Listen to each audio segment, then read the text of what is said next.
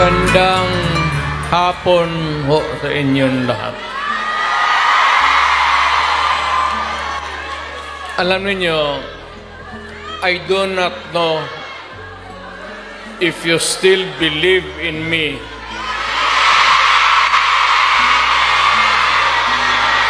Pero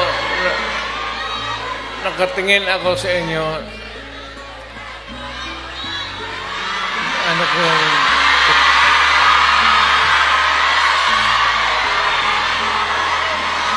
na dapat magkita-kita tayo doon sa ating bayan.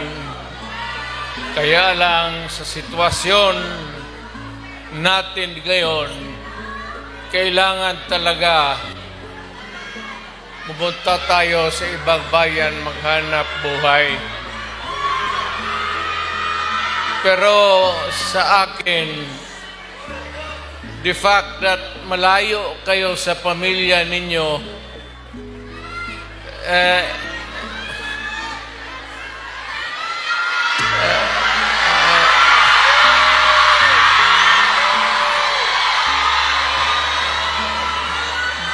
dama ko yung lungkot at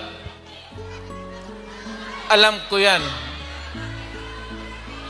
Kasi ganoon rin ako noon. Almost 3 years sa labas ako nagtatrabaho. Well, nagtitraining para sa connection ko sa pagka-abogado. Kaya OFW, yan ang pinakamasarap na magkikinig ako. OFW, mabuhay kayong lahat.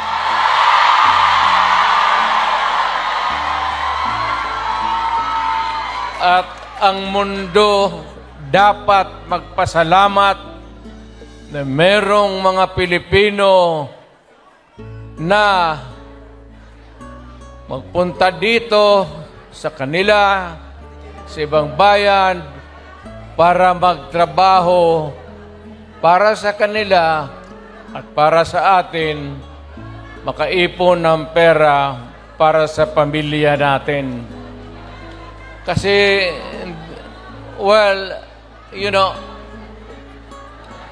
it would take about 7 to 10 years bago mawala itong sitwasyon natin na ganito.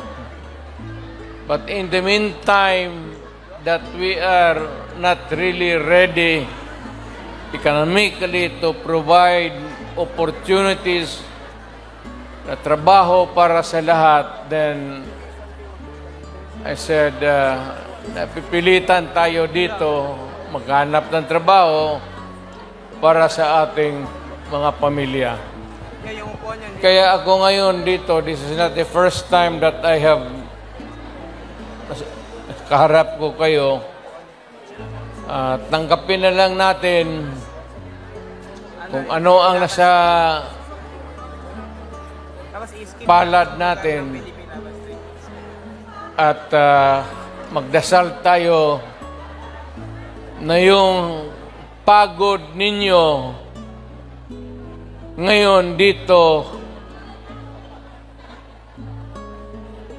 ang makinabang ang mga pamilya ninyo at ang mga anak ninyo. Mabuhay kayong OFW. Kaya yung lahat ng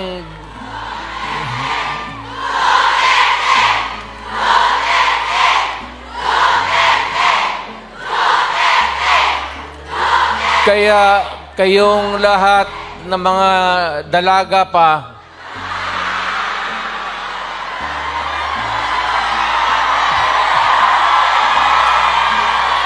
ilan ba kayo?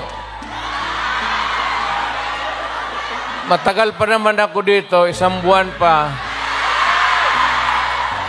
Pakasalan ko kayong lahat. para lumigaya kayo at magkaroon ako ng maraming pera.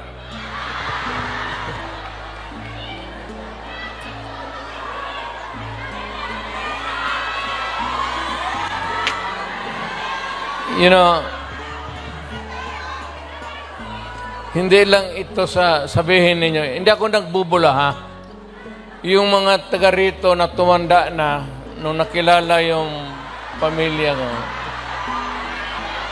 Yung matanda na, yung may karanasan sa Davao noon, alam ninyo yan na ang sitwasyon namin pareho sa inyo. Matagal kaming walang ama kasi abogado siya. Maano pa naman ang Pilipinas noon, ang hanap buhay nasa siyudad talaga. Ang abogado walang silbi dyan pag sa barangay. So, ganun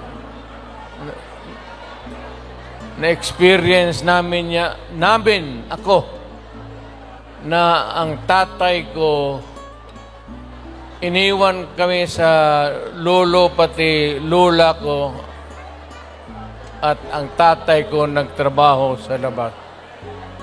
Ganon, sa labas ng probinsya. So, damang-dama ko talaga yung buhay ninyo. Huwag na yung kalungkutan. Huwag na yung, kasi that's reality. Ginusto mo natin sa hindi, kailangan talaga maghanap buhay. So, huwag na masyado yung mga sentimental na ano. Basta dito, punta tayo dito, nagtrabaho. At nandito kami, pinsan, napasyal ako, kasama ko ang anak ko. Saan ba si...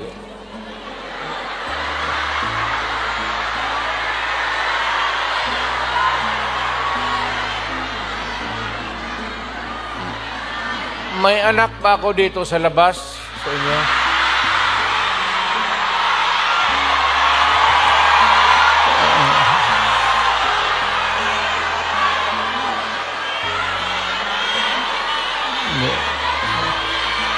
Sobra naman yung 5. Pagkaalam ko 2.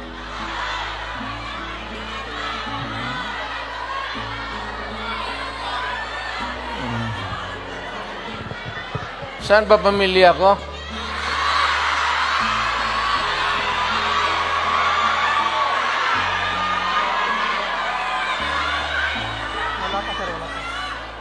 Wala pa si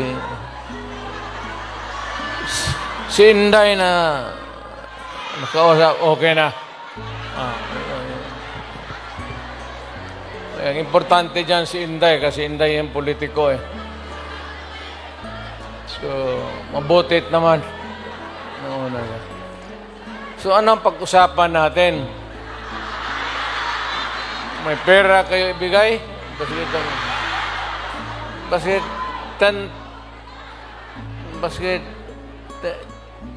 10 Hong Kong dollars lang. Marang makina kitain dito.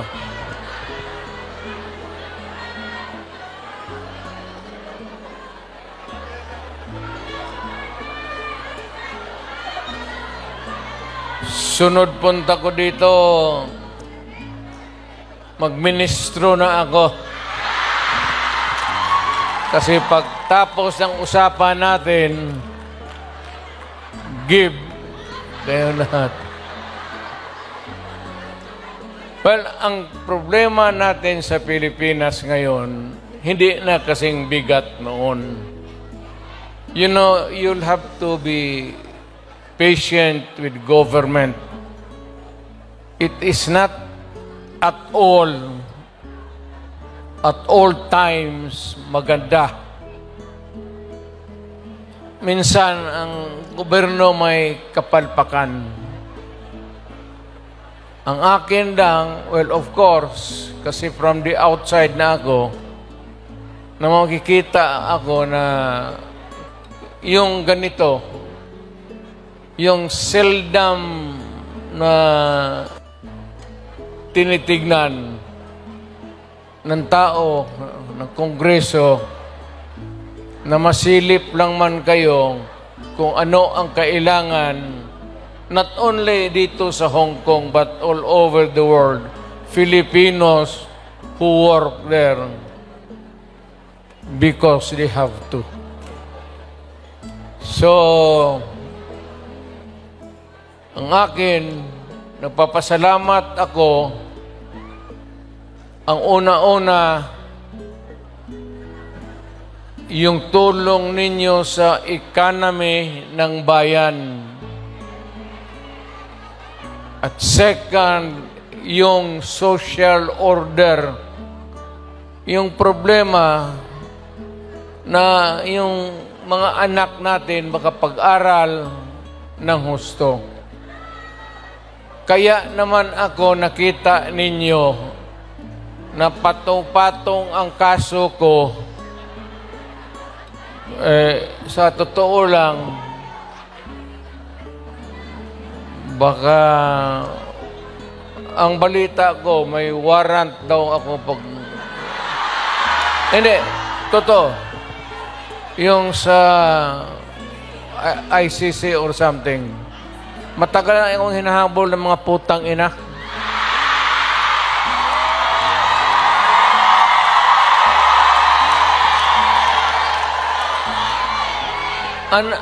Ano man ang kasalanan ko, na ginawa ko man ang lahat sa panahon ko para may kunting katahimikan at mapayapa ang buhay ng Pilipino. Ang problema nito, ewan ko kung ang tingin ng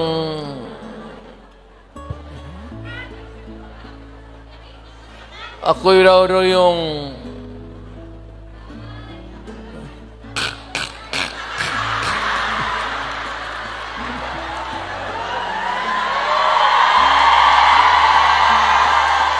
o ganito na lang.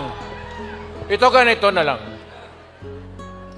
O sabi ko, assuming na totoo talaga yung naririnig ninyo, bakit ko ginawa yan? Para sa sarili ko? Para sa pamilya ko? Para sa inyo at ang inyong mga anak sa ating bayan. Kaya ako man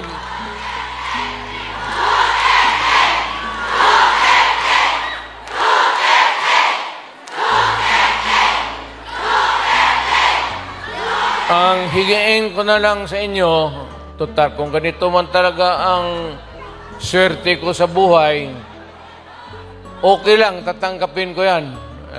Wala tayong magawa hulihin tayo kung ikulong tayo. Kaya lang, meantime, mag-contribute kayo, baski $5, $10, para paglabas ko sa presuhan, paggawaan ninyo akong monumento katabi ni Rizal. Si Rizal may hawak na libro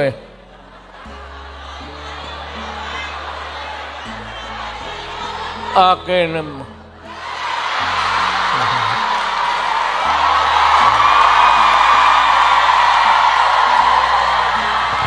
Kaya bakit? Tumahimik ba ang bayan natin kung Filipinos,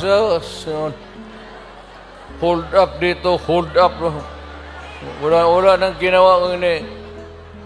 Tayo mga ayaw ng gulo, napipilitan tayo to confront evil because nandyan sa harap natin. Sino ba naman gustong pumatay? Putang inang yan.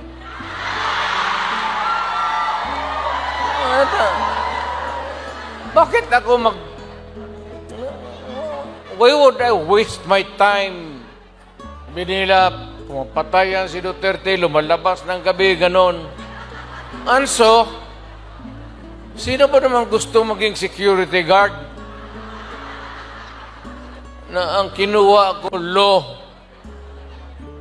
So, but, siguro sa trabaho, saka alam mo sa gabi, diyan rin lumalabas yung mga masasamang tao. At diyan rin lumalabas yung nakakatakot na magandang babae sa buong bayan.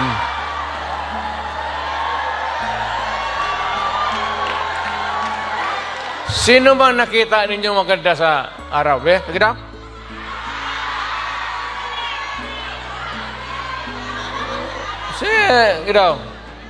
Sa araw. Yung nagtatrabaho, pati ng basket, na mamalengke. Pero pagkagabi, makita mo, lumalabas. Mga anghel, gising na. Ang mga demonyong putang inatulog na.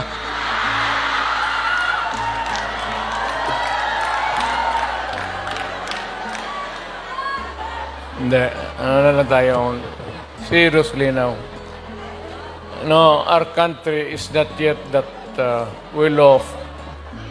I'm very sorry na nakikita tayo dito at kayong napunta dito sa loob. Kasi sa labas, mga Pilipino rin naghihintay doon. So, sino may-ari itong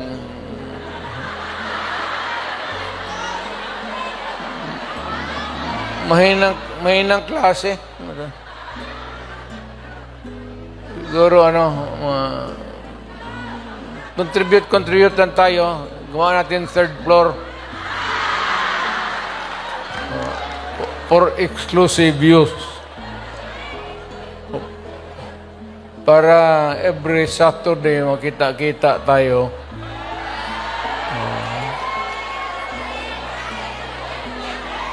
Yan na. Maraming mag-uwi dyan, buntis na. Yung mga dalaga.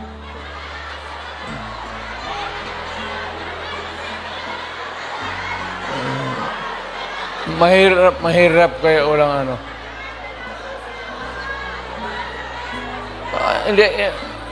hindi ako mag-survive ng buhay na walang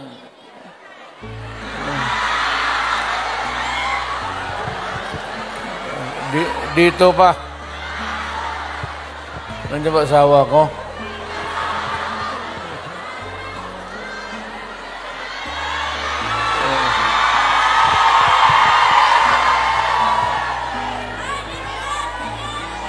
Well, you know, ganito yan. We were not really ordered, but maybe it was a form of an order. But ang dumating sa atin ay request from the Hong Kong authorities that we avoid talking about politics. Ako wala naman akong no plans to talk about politics. It's too early. I will talk about it sa Pilipinas. Doon na lang kayo makinig. I'm not trying to na kayo you vote for I leave it up to you to decide for your own kung ano talaga ang mabuti para sa bayan. Pero kung kayo, if you have to listen to some advice, maybe you can consider the advice ng former president. An advice that is only good for the country. I am not talking about any candidate, but the interest of the Philippines. So, but mayroon akong mga kaibigan na nandito. Grupo kami dumating. I happen to promise my... Sana nga yung... Wala pang asawa ko.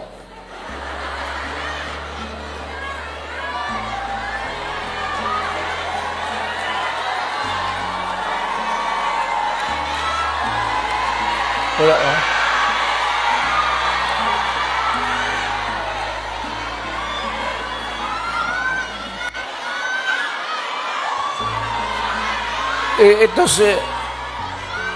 Ito si Hanelet kasi ang asawa ko overseas worker niya. Yung asawa ko ngayon, yung una kong asawa, wag na yun. Nanay ni Inda yun, medyo problema tayo. Alam mo yung nanay ba ni Inday? Tisayan. Tapos nakita ko yan sa aeroplano, stewardess eh. So, pag hinanap ko kung saan yung bahay. Doon sa Monteverde, doon sa Davao, pasok ako sa mga bahay-bahay doon, nakita ko ang gaga. Nagalaba. Sabi ko, maganda ito ah.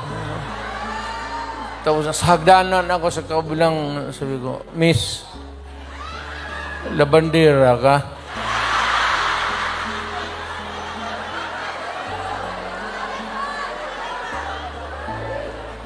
Ewan ko kung sino taga Davao dito. Ito lang yan.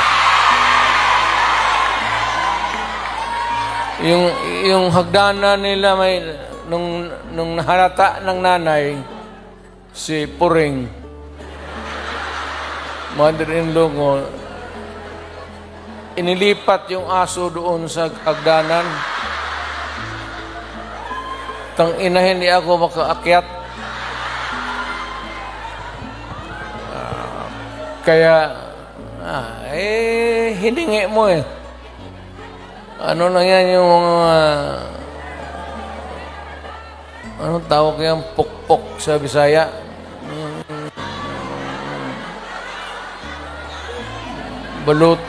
Balutin mo ng karne, tapon mo doon. 2 araw, ang aso nila, 2 araw na ako na...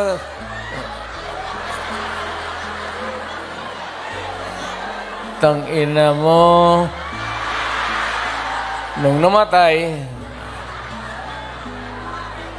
kasi yung nanay ni Elizabeth may puesto sa bangkiruhan, damit. Kaya, yun. Ito naman si Elizabeth,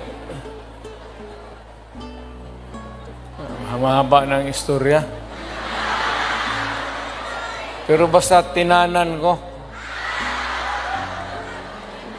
Dinala ko sa Digos. Kasi nung na high school ako, nag-abot ako ng Digos. 7 years ako sa high school eh. May graduate school na doon. Umabot talaga ako ng Digos, putang ina. Doon na ako nag-graduate. Sa bagay, sa totoo lang ha, hindi ako nanggayabang. Nothing to be proud of. Nothing to... Alam ba ninyo, ang presidente ninyo, 7 years high school. taga Davao, alam mo, alam. Tignan mo ako, sinong mahusay sa lahat? Kasi nag-aral ako ng matagal sa high school talaga. Tinapos ko ng 7 years para ma-master ko yung buhay.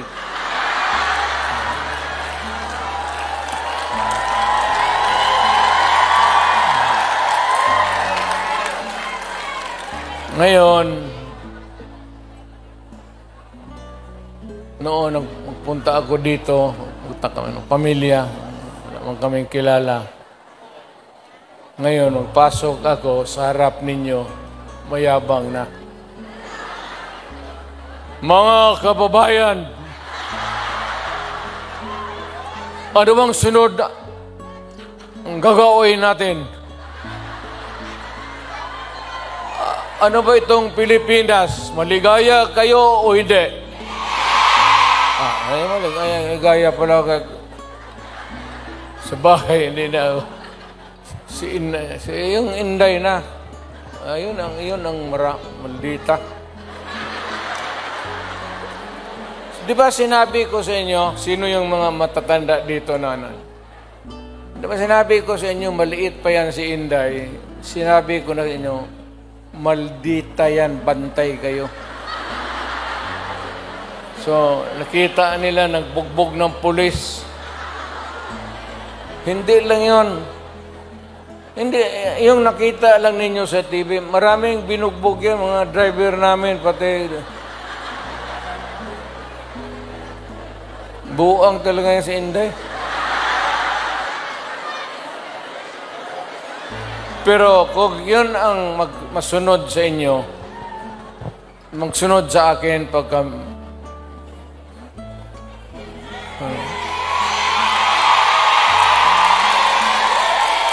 maswerte kayo kung yan ang magsunod sa akin. Kasi malapit na tayo talaga sa gira. Mamili kayo ng kalaban. Hindi, ano yan si Inday? Bright, smart, pero mainit ang ulo.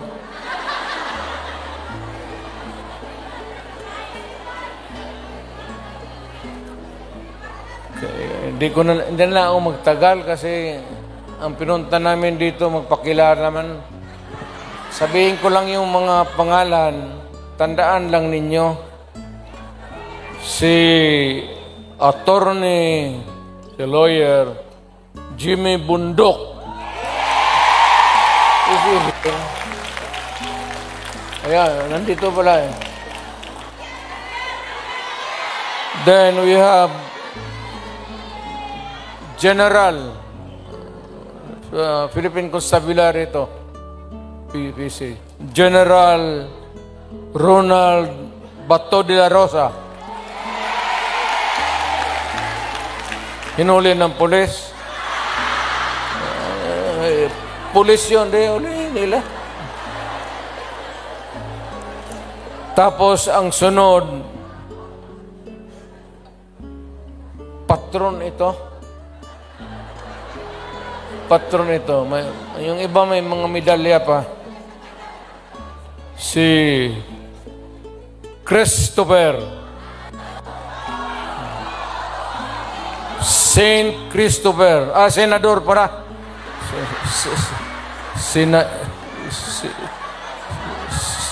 Senador Christopher. Lawrence Bongo.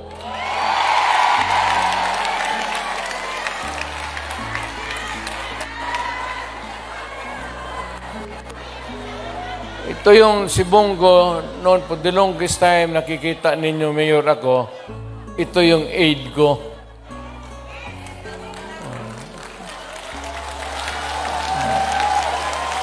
My first aide was a military man.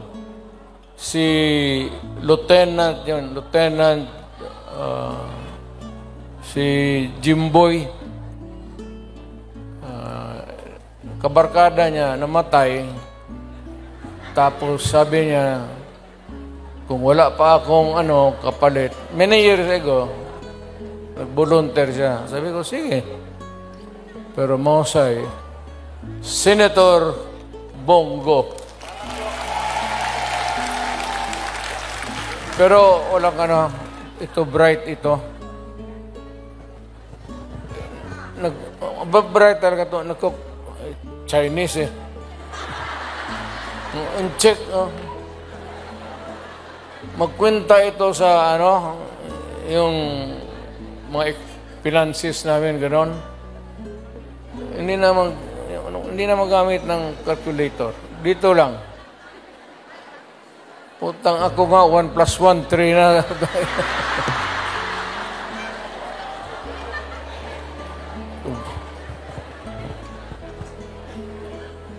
Tapos may isa to. Tayo may-ari ang mga ilunggo, re. Damo. Si Attorney J.V. Hinlo, Western Visayas. Well, actually, ang Western Visayas, walang representation. Wala talaga. So, baka you might think it over at magbigyan mo. Then we have Attorney Raul Lambino. Pangasinan kasi, no? Ilocano to. Sino Ilocano dito? Okay nam.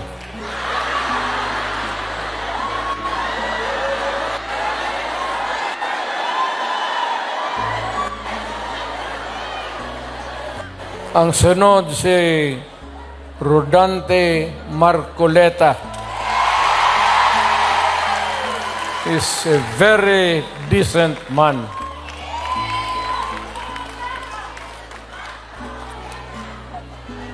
Sinong iglesia dito?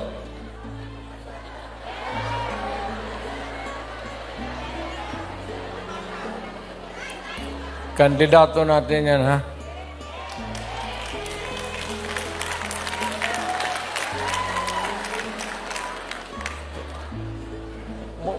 Mudahan si pastor.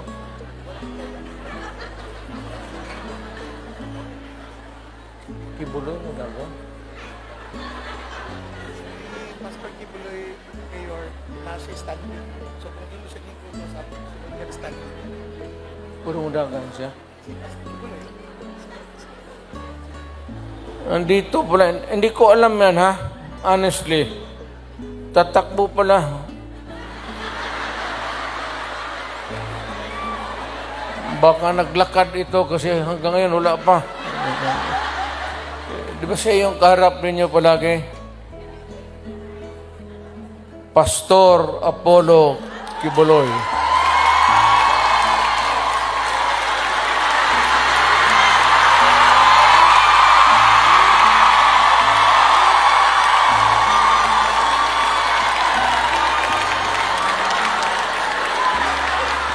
Tingnan yung relo niya, pati yung relo ko.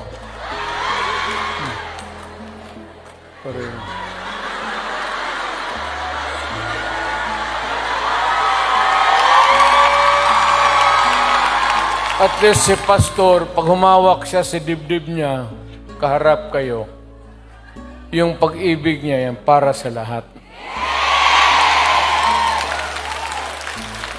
Kami naman, kung maglugod, tapos nakatingin ng magandang babae,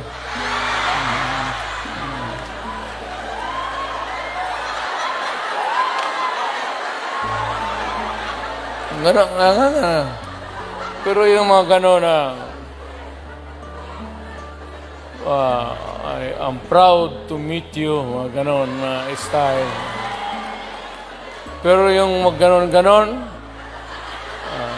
tapos huwag yan.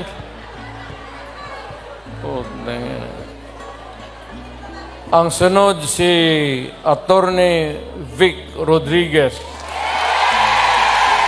Ito, mahusay ito.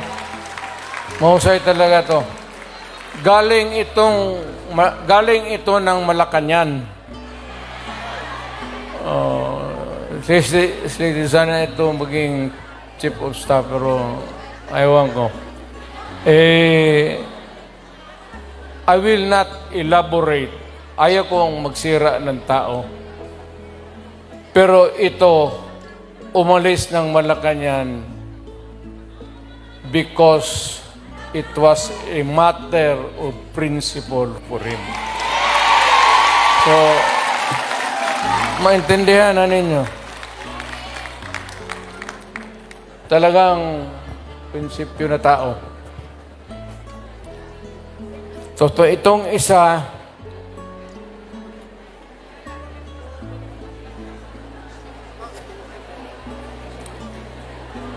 gusto mo magdagdag ito ng babae sa buhay niya.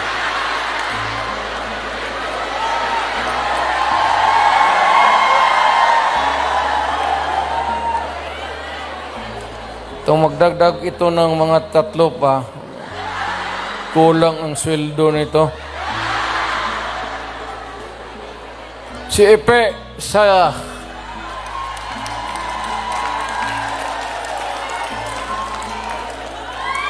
yan. Oh, kita mo?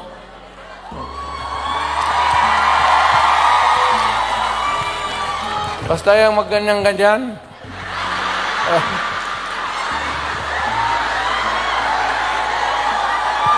Style bulok. Oh.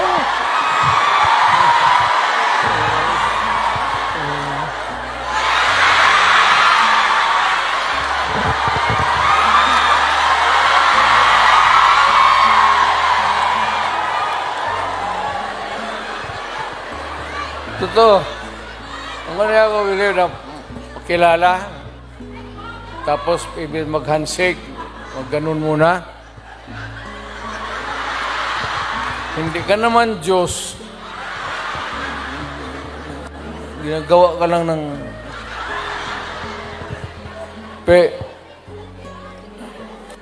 ibahin mo. Ibahin mo na yung style mo. Bulok na yan.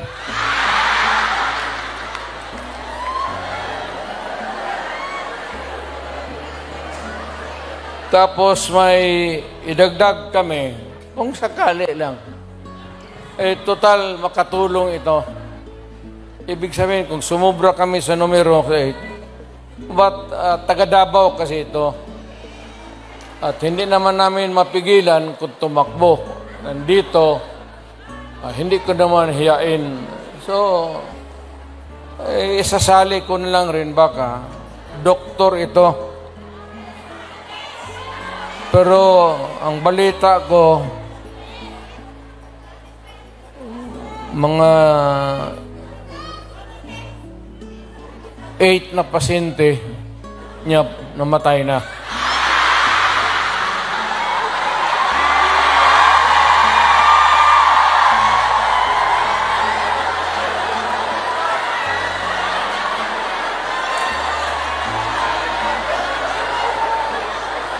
Either mali yung medisina binigay niya o pinatay niya kasi ayaw magbayad. Dr. Mata.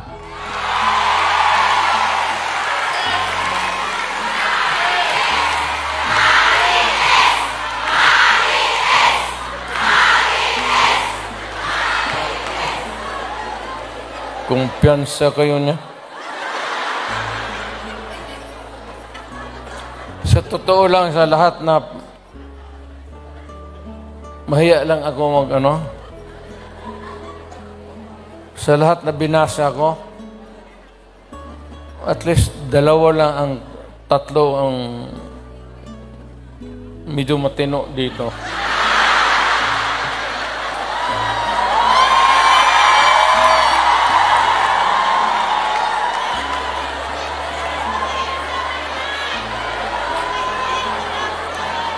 Ang hindi ko talaga masiguro itong si Bungo. Hindi, mababait ito sila lahat. I mean, mga kapatid, I will not, hindi ako ng muka. Time na.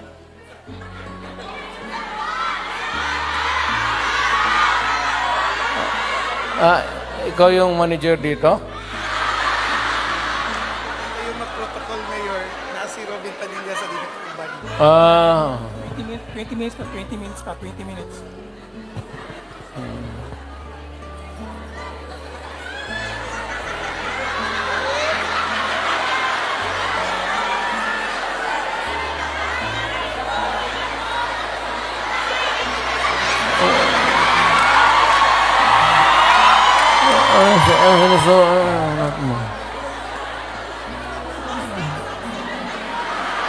Buntis ka?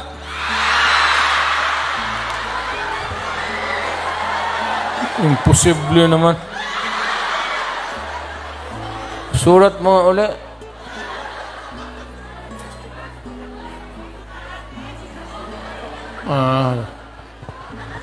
Kala ko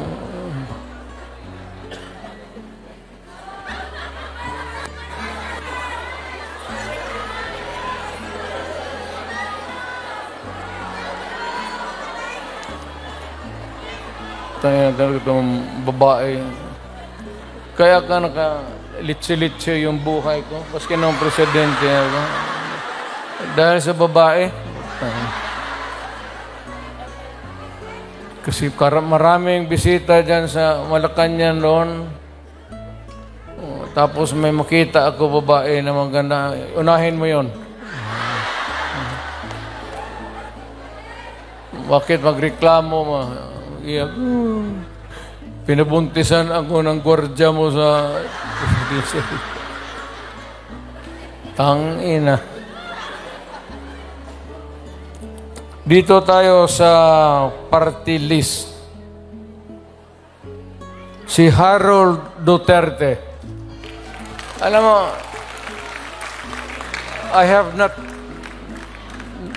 hindi ko na nakilala itong nandito ba? Hindi ko talaga nakilala ito.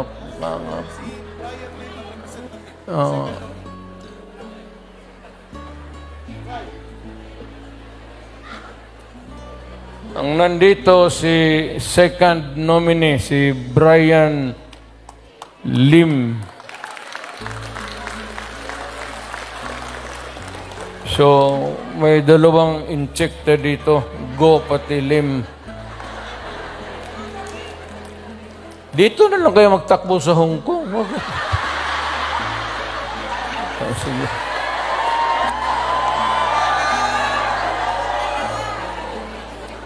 Then pangatlo si Johnny Toleran. Walang sinabi, walang binatbat o wala?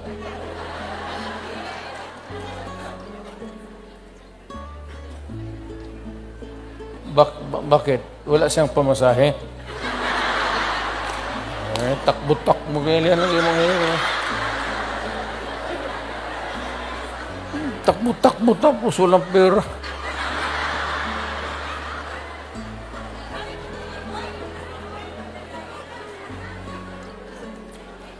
Ano pa ba?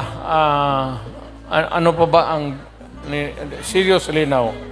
Ano pa ba ang dapat ninyong malaman? Well, one is that we're trying really to improve the governance of the country to help.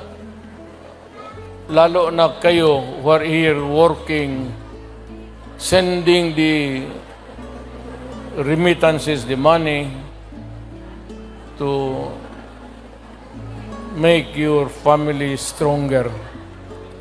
I would encourage you to, number one, pray to God that you will persevere. hindi naman tiis, pero yung mag-persevere ka sa trabaho ninyo. Kasi pag ako, kung hindi na mayor, mag-apply na rin ako dito sa Hong Kong. Hindi man ako maghiya magtrabaho ng bagahe, kaya wala makilala sa akin. Just pray to God and rest assured that we are doing everything we can to really improve our country.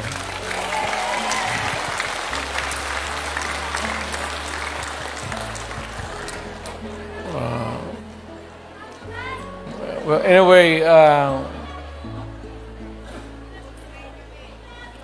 kung hindi ko kayo maano, mayang gabi sa may plaza ba dito? Mag-upo lang ako doon, isa-isa lang. Hindi sabay kasi, hindi kaya. Istorya tayo ng problema natin sa buhay.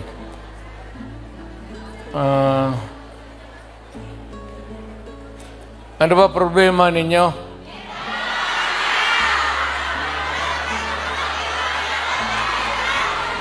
Ano problema ninyo?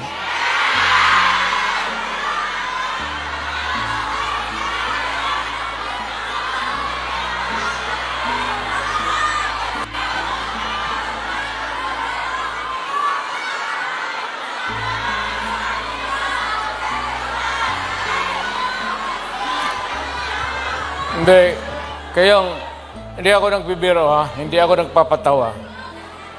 Kayong may mga asawa, keep your faith in the marriage.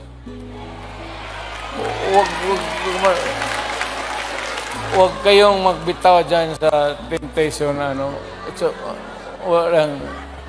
You're here to help your family and do it. Do not waste it in some other things na activities that would destroy the family and destroy you. Ang akin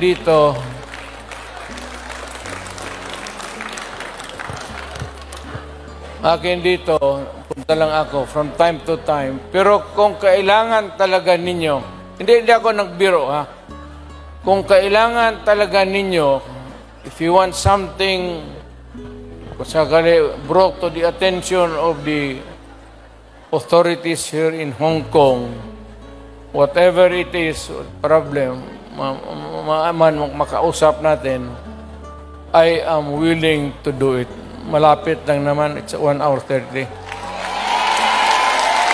Hong Kong and Davao City are equidistant. 1 hour 30 minutes lang rin ang... So, I can come. Kung ano lang, huwag kayo pabigla-bigla. Huwag kayo mapabigla-bigla. Kung hindi mo kaya, sino bang... Yung leader ninyo. Kung hindi ninyo kaya, baski ano klase yung problema, kung hindi na ninyo kaya, tawagan ninyo ako.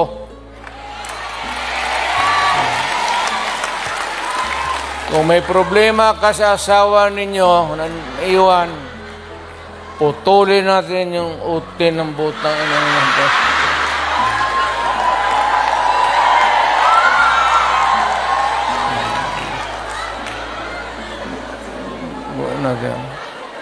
Basta, nandyan lang ako sa Davao.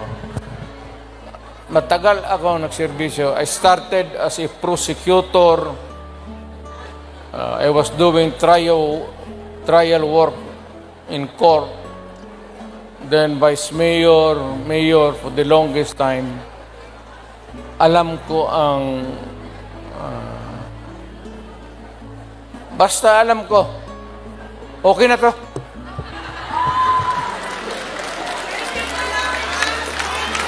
Yung may apologies sincere sa yung mga Pilipino na hindi nakapasok. Kindly extend to them my wala tayong magawa. Hindi talaga magkasya eh. Mag... Sige.